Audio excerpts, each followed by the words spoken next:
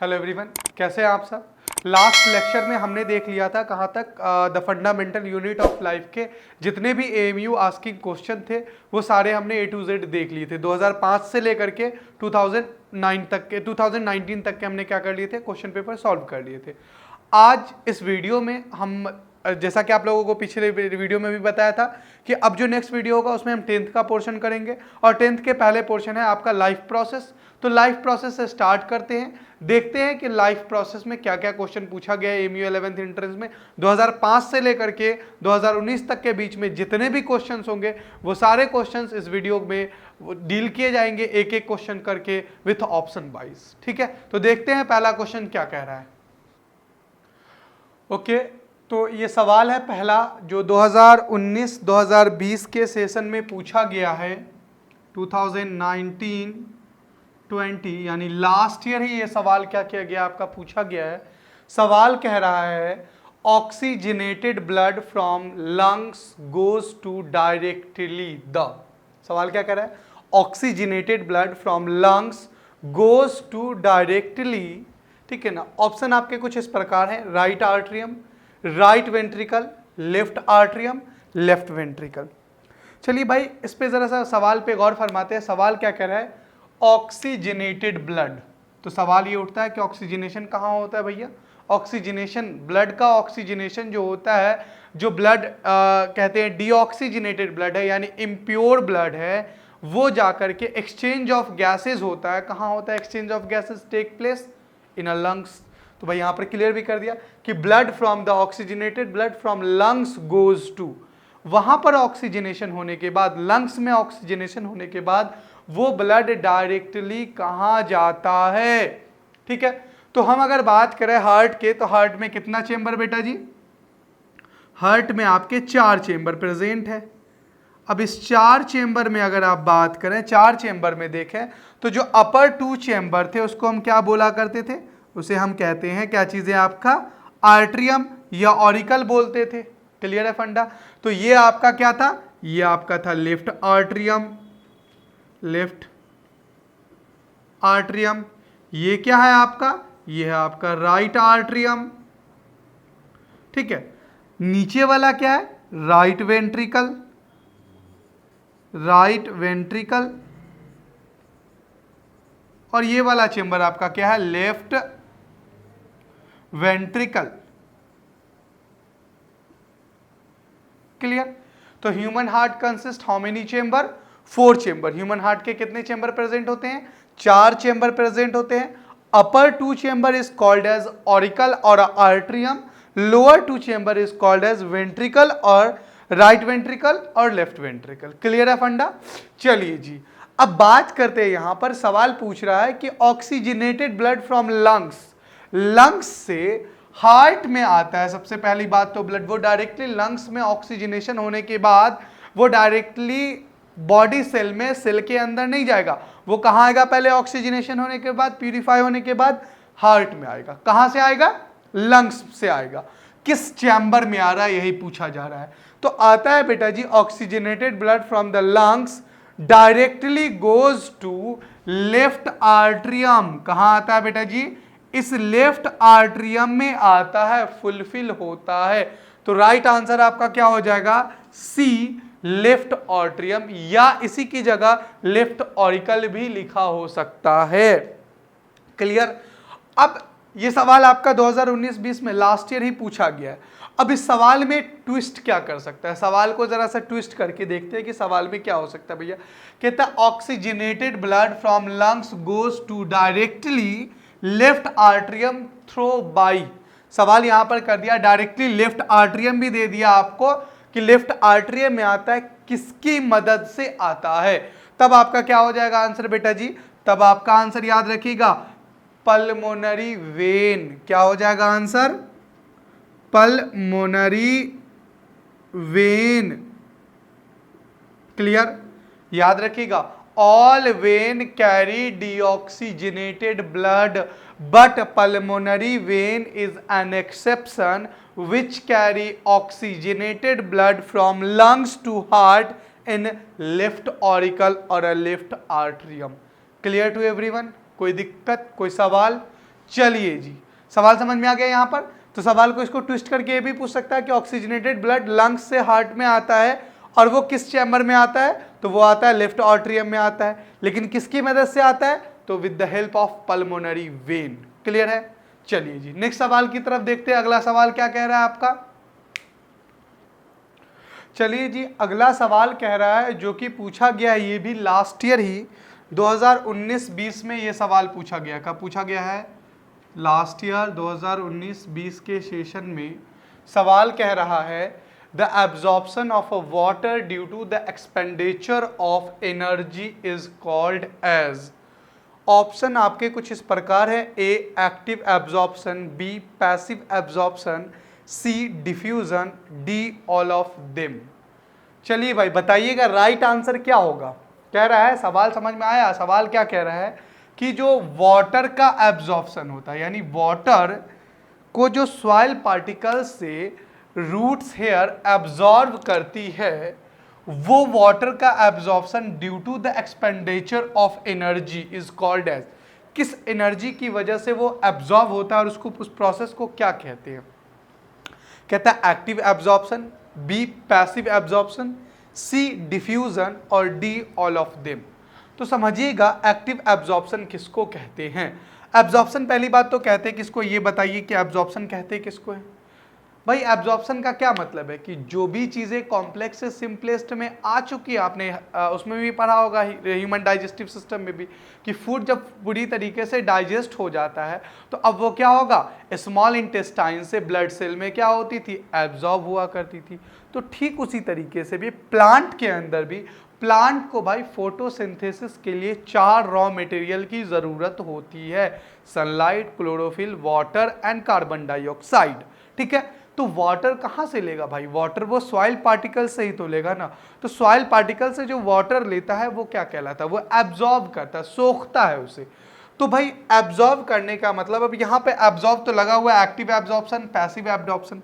तो active absorption समझते हैं कि एक्टिव एब्जॉर्प्शन किसको कहते हैं।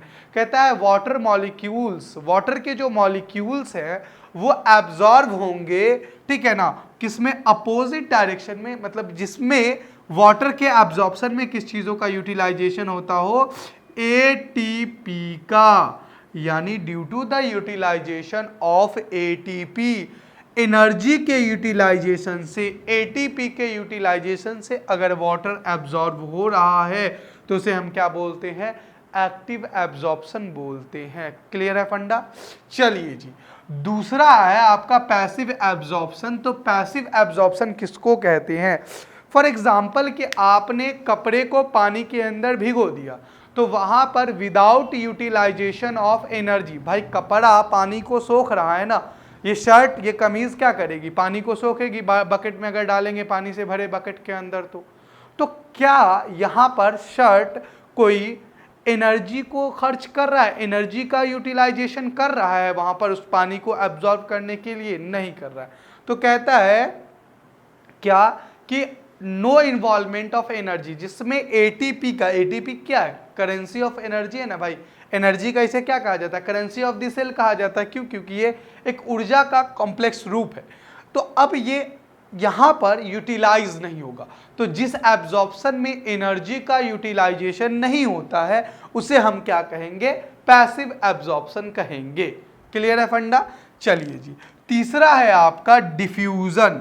डिफ्यूजन को देखते हैं, डिफ्यूजन क्या कहता है, कहता है कि वाटर, ठीक है ना, एयर के मॉलिक्यूल क्या होते हैं, from the higher concentration to lower concentration, अगर उनका मूवमेंट हो रहा है तो that process is called as, क्या कहलाएगा, डिफ्यूजन कहलाएगा। Are you getting my point.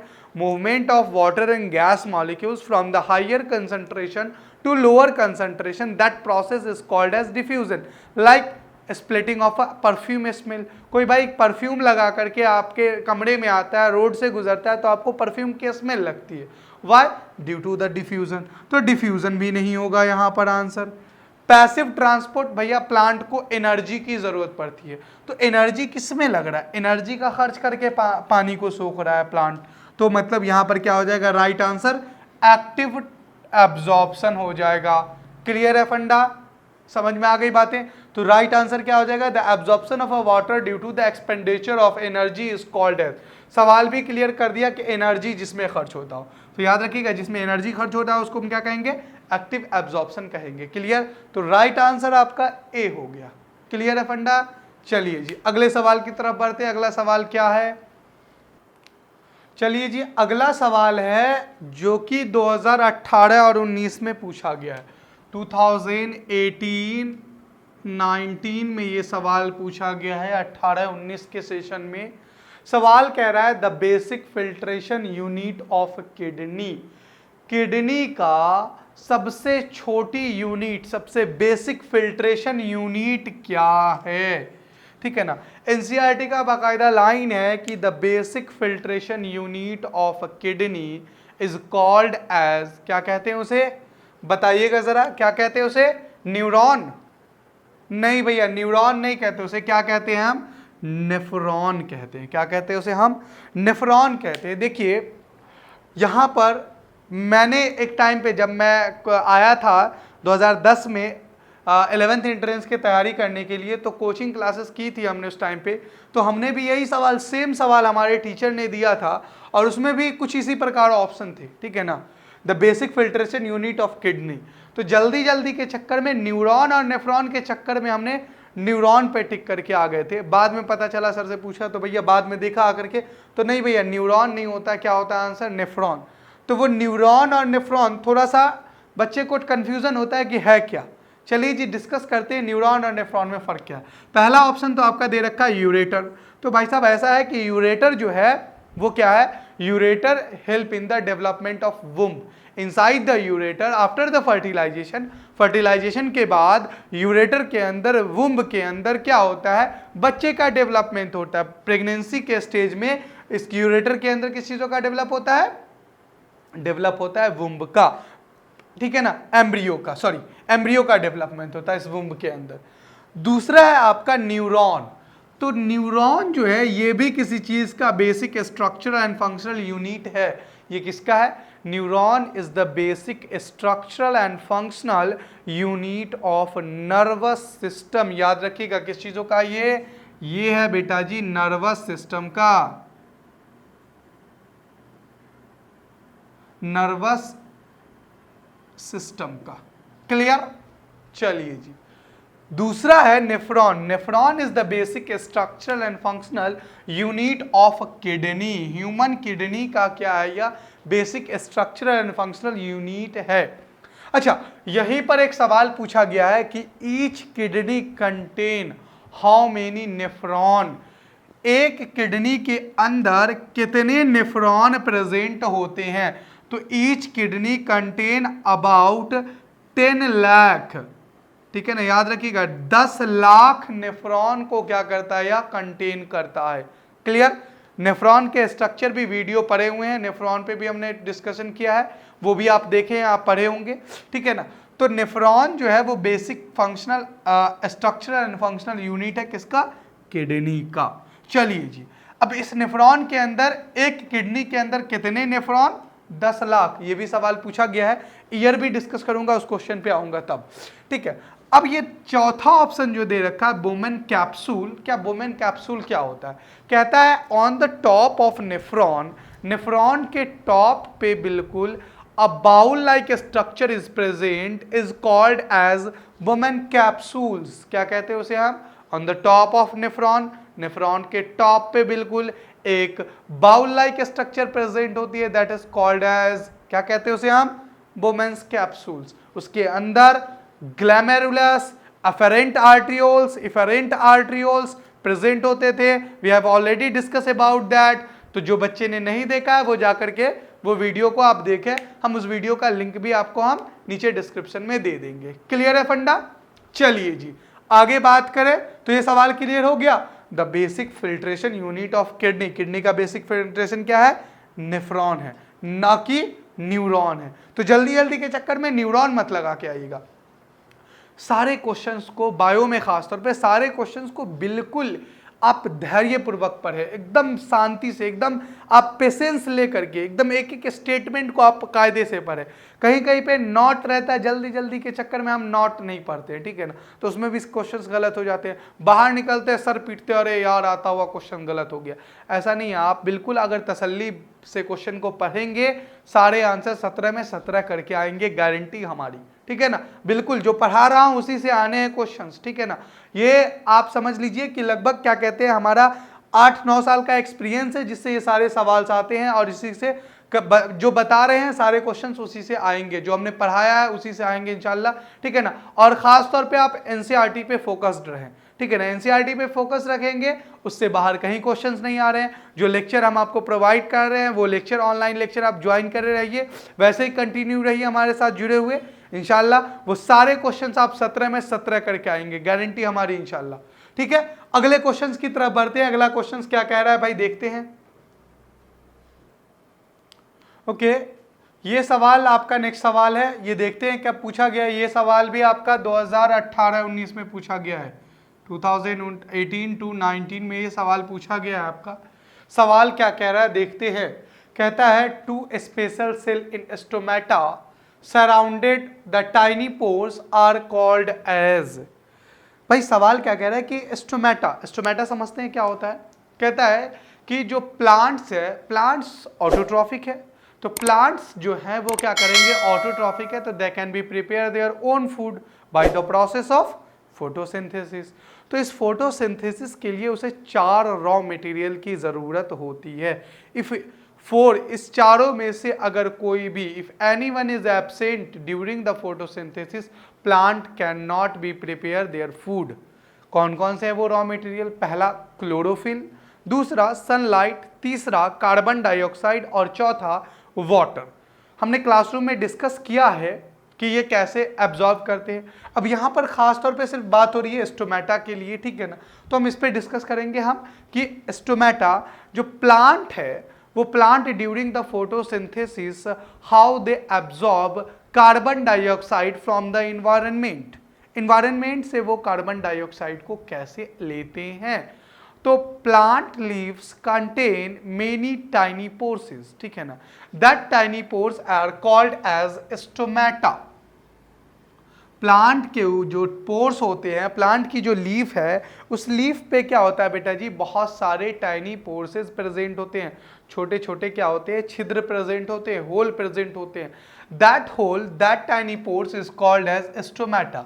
अब ये स्टोमेटा जो है, अब इसका रेगुलेशन होगा, ये क्या होगा, कंट्रोलिंग पावर तो होगी नहीं भाई। ऐसा तो नहीं है कि एनी टाइम खुला रहेगा, अगर हर वक्त खुला रहेगा तो कार्बन डाइऑक्साइड हर वक्त जाता रहेगा, हर वक्त निकलता रहेगा, ऐसा नहीं है। दे कैन बी कंट्रोल्ड, ये कंट्रोल्ड होगा किसके थ्रू, सराउंडेड बाई, ये कहता है कि सराउंडेड बाई, इस टीनी पोर्स को सराउंड करता है लाइक दैट, कुछ इस तरीके से इसका क्या होता है कि प्रेजेंट होती है।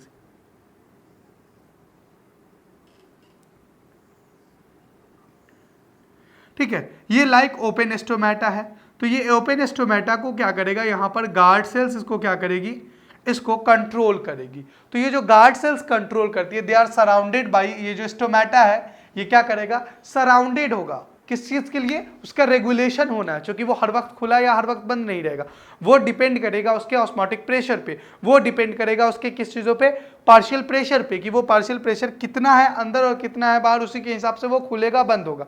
जैसे ही प्लांट को कम हो रही है तो वो खुल करके क्या कर लेगा, ले लेगा बाहर से, सराउंडिंग इन्वायरमेंट से। जब उसे फुलफिल हो गया तो वो क्या कर लेगा, दे कैन बी क्लोज्ड, वो क्लोज हो जाएगा।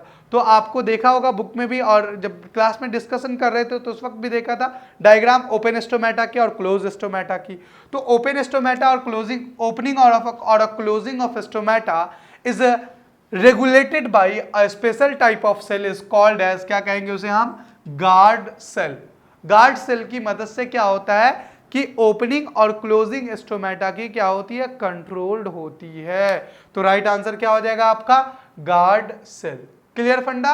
चलिए जी अगले सवाल की तरफ देखते हैं कि अगला सवाल क्या है।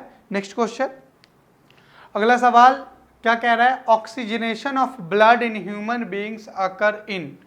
ये सवाल पूछा गया है आपका 2017 टू 18 में 2017-18 में ये क्वेश्चन क्या किया गया है, पूछा गया है। सवाल कह रहा है ऑक्सीजनेशन ऑफ ब्लड, ब्लड के अंदर मतलब ऑक्सीजनेशन किसका भाई, ऑक्सीजनेशन मतलब एडिंग ऑफ ऑक्सीजन, ब्लड के अंदर ऑक्सीजन कहां ऐड होता है, ह्यूमन बीइंग के अंदर। सवाल समझ में आ गया। चलिए जी देखते हैं ऑप्शन क्या है। पहला ऑप्शन कह रहा है राइट आर्ट्रियम, बी ऑप्शन कह रहा है लेफ्ट आर्ट्रियम, सी कह रहा है लंग्स और डी कह रहा है लेफ्ट वेंट्रिकल। क्लियर।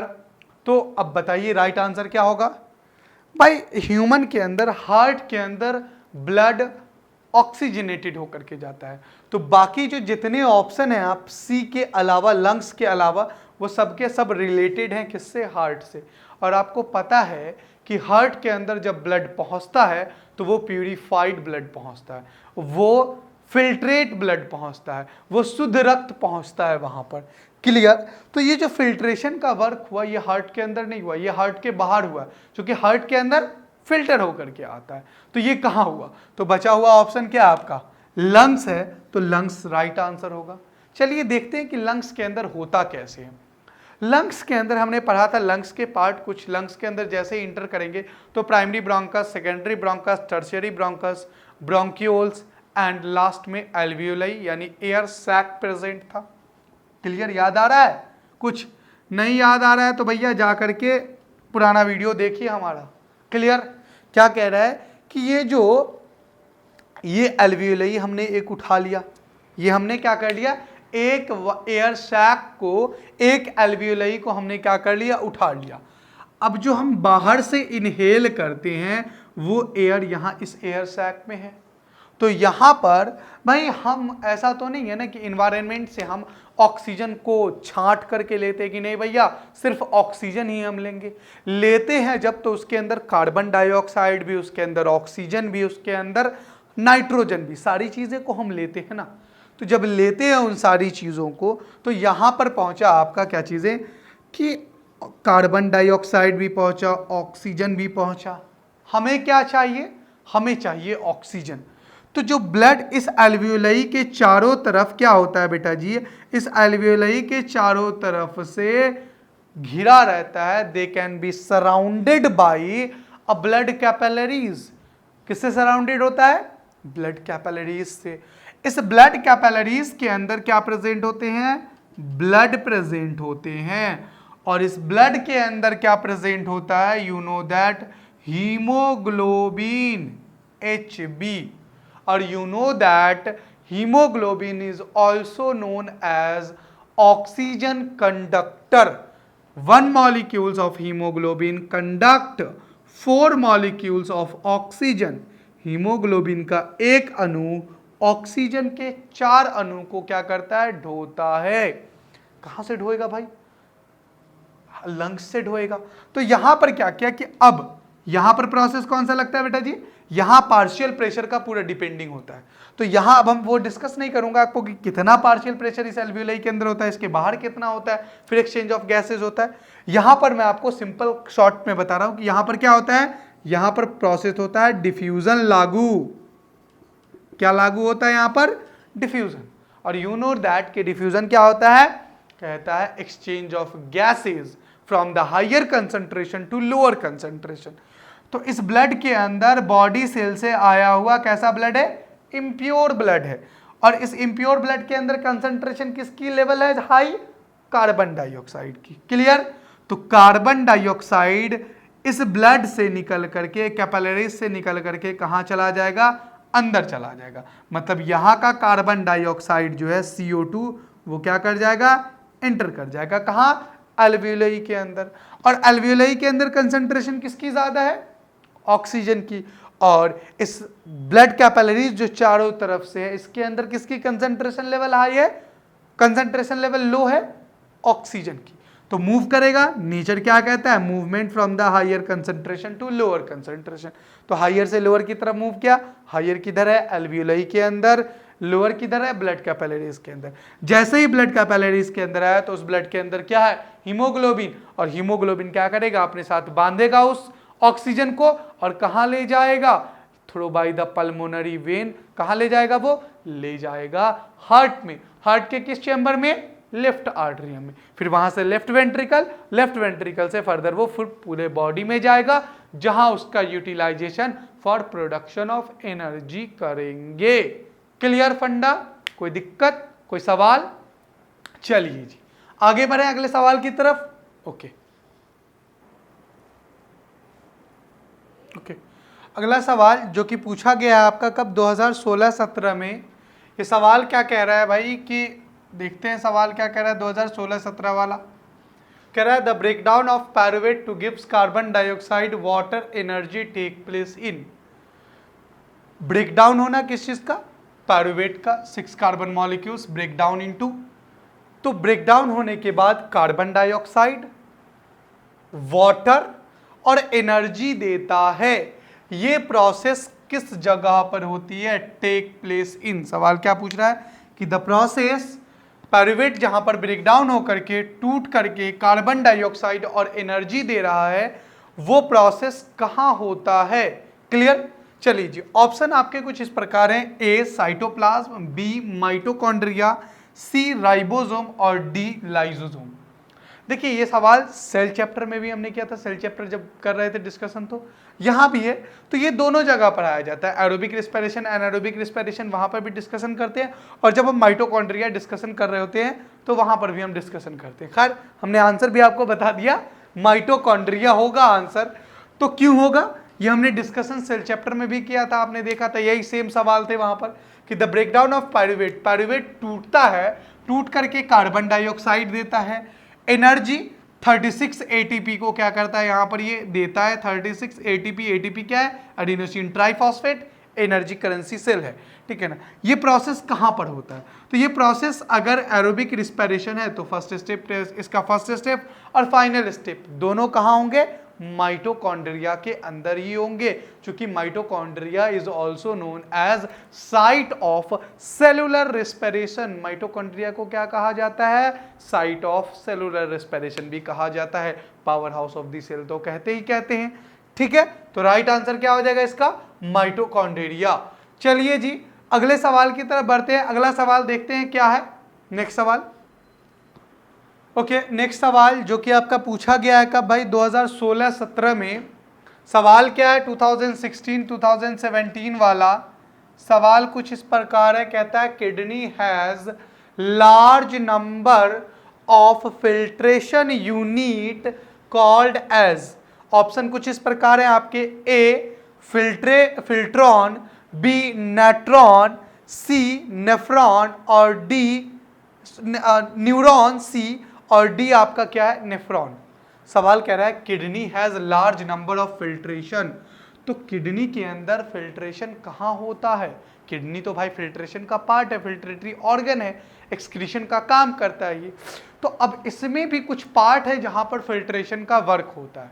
तो हमने भी इससे पहले भी डिस्कशन किया था कि किस चीज़ों के बारे में पूछा था सवाल कि kidney basic structural and functional unit किसको कहा करते थे? तो that is called as nephron. Nephron क्या था? Basic structural and functional unit था किसका बेटा? किडनी का, जहां पर फिल्ट्रेशन का वर्क होता है। क्या होता है? जहां पर फिल्ट्रेशन का वर्क होता है। दैट मीन कि किडनी के अंदर जो भी चीजें ब्लड आती है, ब्लड के साथ जो डिटॉक्स मटेरियल है, दे ऑल आर फिल्ट्रेट, वो सारे के सारे फिल्ट्रेट होते हैं। कहाँ फिल्ट्रेट होते हैं? Inside the nephron. नेफ्रॉन के अंदर वो सारे के सारे क्या होते हैं बेटा? फिल्ट्रेट होते हैं। क्लियर कट फंडा। दूसरा कह रहा है सी ऑप्शन न्यूरॉन। तो न्यूरॉन के बारे में भी हम डिस्कस कर चुके हैं कि न्यूरॉन किसको कहते हैं? न्यूरॉन कहलाता था आपका किसको कहते हैं?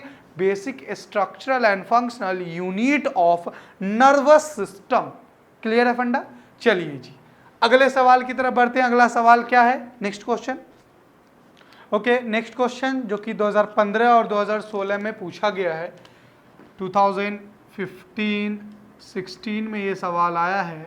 अच्छा सेम सवाल, द पायरुवेट ब्रेकडाउन ऑफ का क्या कहते हैं? The pyruvate breakdown gives carbon dioxide energy take place in. यही सवाल जो अभी पिछले किया था पहले, वो सवाल भी इस साल 2015-16 में पूछा गया। तो कई सारे क्वेश्चंस ऐसे भी होते हैं बेटा जो रिपीटेड होते हैं। तो लास्ट ईयर इसलिए मैं ये खासतौर पे क्वेश्चन पे, हर एक क्वेश्चन पे ध्यान देते जा रहा हूँ, और जो ईयर है वो ईयर भी मेंशन करते जा रहा हूँ मैं आपके लिए, ठीक है ना। तो याद रखिएगा वो सवाल 2016-17 में भी पूछा और 15-16 में भी पूछा है। क्लियर? चलिए जी, नेक्स्ट सवाल जो कि फिर 2015 और 2016 में पूछा गया है, रिलेटेड है, बहुत ईजी है। The kidney in a human beings are the part of system for, human being का जो किडनी है वो किस का पार्ट है, किस सिस्टम का पार्ट है? पहला कह रहा है न्यूट्रिशन। तो न्यूट्रिशन किसको कहते हैं? कहता है भैया, कहता है कि टेकिंग फॉर फूड, मतलब टेकिंग ऑफ फूड, खाने पीने की चीज़ों को लेना, intake of a nutritive material, ठीक है ना, खाने पीने की चीज़ों को इंगल्फ करना for production of energy is called as, क्या कहलाता है? न्यूट्रिशन, ठीक है ना। रिस्पिरेशन किसको कहते थे? Intake of oxygen from the external environment for production of energy, that process is called as respiration, ठीक है। तो रिस्पिरेशन का पार्ट है। न्यूट्रिशन का पार्ट कौन सा हो जाएगा भैया जी? आपका डाइजेस्टिव सिस्टम, जितने भी है माउथ से लेकर के एनस तक, इसके अंदर जितने भी है mouth, oesophagus, stomach, small intestine, large intestine, clone, rectum, etcetera etcetera. Respiratory system में कहाँ आ जाएंगे हम? नोज, फिर उसके बाद क्या आ जाएगा आपका? Pharynx, लैरिंग्स, lungs. एक्सक्रीशन समझते हैं, एक्सक्रीशन कहते हैं किसको? कहता है कि removal of toxic substance from the body, body से आफ्टर द मेटाबॉलिक प्रोसेस, जो भी हमारा मेटाबॉलिक प्रोसेस है, उस मेटाबॉलिक प्रोसेस के बाद क्या होता है बेटा जी कि वो टॉक्सिक सब्सटेंस क्या होते हैं? एलिमिनेट होते हैं, उसे हमें निकालना पड़ता है। तो जब हम उसे निकालते हैं तो that process is called as, इस प्रोसेस को हम क्या कहते हैं? That process is called as excretion. और इस एक्सक्रीटरी ऑर्गन को हम कहते हैं, जो मदद करता है उसमें, उस एक्सक्रीटरी ऑर्गन को हम कहते हैं किडनी। क्या कहते हैं उसे हम कहते हैं किडनी। तो ये जो किडनी है भाई, ये किसमें पार्ट लेता है? It is the part of a excretory organ. अब इस किडनी के अंदर भी हमने पढ़ा था क्या चीजें? नेफ्रॉन हुआ करता था, जो उसको फिल्ट्रेट करने में मदद करता था। ट्रांसपोर्टेशन के लिए, तो ट्रांसपोर्टेशन के लिए हमारे पास क्या है? हार्ट है, which can transport the oxygen, carbon dioxide and vitamin and minerals from the one cell to another cell. एक सेल से दूसरे सेल तक, एक बॉडी पार्ट से दूसरे बॉडी पार्ट तक कौन पहुंचाता है? वो पहुंचाता था अपना कौन? हार्ट। क्लियर है फंडा? कोई दिक्कत, कोई सवाल? चलिए जी, ओके, नेक्स्ट सवाल की तरफ देखते हैं। अगला सवाल क्या है आपका?